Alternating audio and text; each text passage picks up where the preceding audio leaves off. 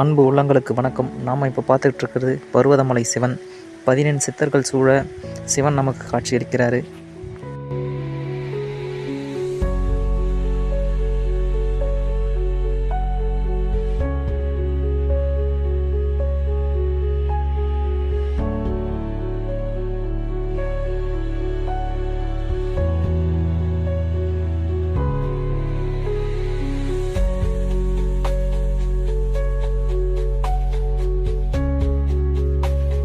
எவ்வளவு தான் கஷ்டப்பட்டு நாம் ஏறி வந்தாலும் ஏறி வந்து இந்த இயற்கை அழகை பார்க்குறப்போ அந்த களைப்பெல்லாம் மறந்து போயிடுது.